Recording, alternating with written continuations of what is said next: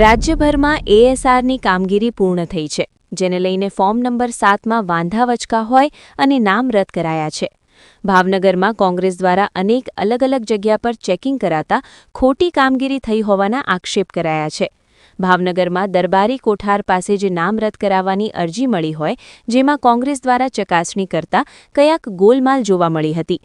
અરજદાર પોતે પોતાના વિસ્તારમાં રહેતા હોય છતાં પણ નામ રદ કરાતા અરજદાર પણ રોષ ભરાયો હતા. કોંગ્રેસ દ્વારા આ બધી કામગીરીની તપાસ બાદ જો કોઈ એએસઆરમાં છેડા થયા હશે તો ઉગ્ર આંદોલનની ચીમકી પણ આપવામાં આવી હતી. પ્રકાશ વાઘાણી, પૂર્વ ભાવનગર શહેર કોંગ્રેસ સમિતિ પ્રમુખ. ફોર્મ નંબર 7માં જે ગોટાળો કરવામાં આવ્યો છે, હું એવું માનું છું ભાવનગર કોર્પોરેશનના અને રાજ્ય સરકારના આ ભાવનગરના શાસકો, મને એવું લાગે છે ભાવનગરમાં લગભગ આ 5 વર્ષ દરમિયાન ભ્રષ્ટાચાર સિવાય કાંઈ નથી કર્યું. હું એટલા માટે કહું છું કે દરેક જગ્યાએ ફક્ત પૈસા કેમ બને આ જ વાત કરી છે. ખાસ કરીને ભાવનગરમાં રોડ રસ્તા સારા હોય તો એની ઉપર રોડ પણ આ લોકોએ બનાવ્યા છે અને જ્યાં જરૂરિયાત છે નવા ગામડાઓ ભળ્યા છે, અધેવાડા ભળ્યા છે, અન્ય ગામ ભળ્યા છે, હજી ત્યાં રોડ રસ્તા, પ્રાથમિક સુવિધા, ડ્રેનેજની લાઈન, આ બધું હજી વંચિત છે. એ લોકો પણ ભ્રષ્ટાચાર ફૂલ કર્યો છે એટલે આ લોકોને ખબર છે કે આ વખતે કોઈ મત આપણને આપે એમ નથી, વોટ આપે એમ નથી.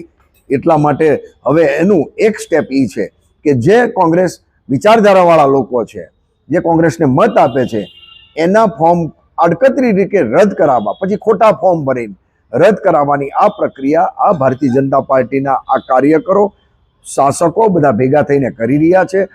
ભાવનગર શહેર કોંગ્રેસ સમિતિ સખ્ત વિરોધ કરે છે આ લોકોનો કે અમે તો સ્પષ્ટ કહીએ છીએ કે ભાઈ દડી પડી મેદાન મેં ખેલને કો સબ જાય, દડી ના કિસી બાપ કી જીતી ઓ લે જાય. અમે તો સ્પોટ પણ સ્પિરિટથી અમે પોલિટિક્સ કરી રહ્યા છે. ત્યારે અમે ભગવાનને પ્રાર્થના કરીએ કે આ લોકોને સદબુદ્ધિ આવે અને જે પ્રયત્નો હવે હાર ભાળી ગયા જે કરી રહ્યા છે એ એને સ્ટોપ કરી દે.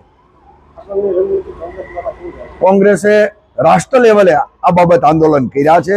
ગુજરાતમાં પણ અમિતભાઈ ચાવડા હોય, માન્ય શક્તિસિંહજી ગોહિલ હોય, તુષારભાઈ ચૌધરી હોય, આ બધા માટે પ્રયત્ન કરી રહ્યા છે. ત્યારે ભાવનગર શહેર કોંગ્રેસ સમિતિના અધ્યક્ષ લાલભા હોય કે જીતુભાઈ સોલંકી હોય, આ બધા આ બાબત ખૂબ રસ લે છે. આગામી સમયમાં ખૂબ આંદોલન પણ ભાવનગર શહેર કોંગ્રેસ આ બાબત કરશે અને એક પણ ખોટું ફોર્મ રદ થશે તો એનો ચોક્કસપણે જબરજસ્ત વિરોધ કરવામાં આવશે. આવા અનેક ફોર્મ અત્યારે હાલમાં પકડાયા છે.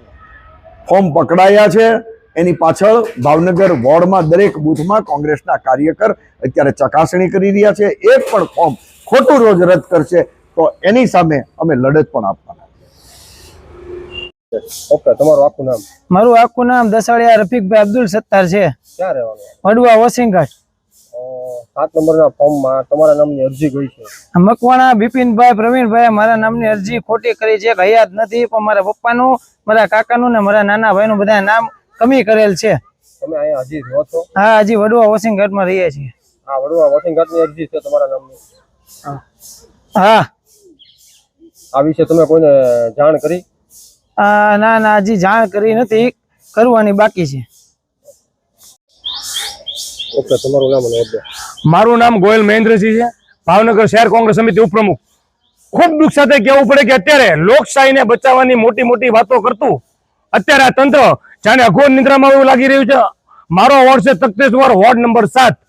ખાસ કરીને જોવા જઈએ તો અમારા જે મતદારો આગળ હાજરમાં રહે છે, જે જીવિત છે, જેનું સ્થાનાંતર નથી થયું, તે લોકોના પણ નામ રદ કરી નાખવામાં આવ્યા છે, કમી કરી નાખવામાં આવ્યા છે. ખરેખર દુઃખ સાથે કહેવું પડે કે આ લોકશાહીના પર્વમાં લોકોને જ્યારે મતના અધિકાર માટેની વાતો થતી હોય ત્યારે લોકોના મત કાપી નાખવામાં આવે છે. કોના ઈશારે કરવામાં આવે છે ને કઈ રીતે કરવામાં આવે છે એ એક તપાસનો વિષય છે. અને આ ભાઈ જે મારી બાજુમાં ઉભા છે તેમના પરિવારના હૈયા છે, અમારા વોર્ડમાં જ રહે છે, તેમના પરિવારના નામના રદ કરી નાખવામાં આવ્યા છે, સ્થાનાંતર કરી નાખવામાં આવ્યા છે. તે ખુદ અહીંયા વ્યક્તિ રહે છે, અમારી હાજરમાં છે.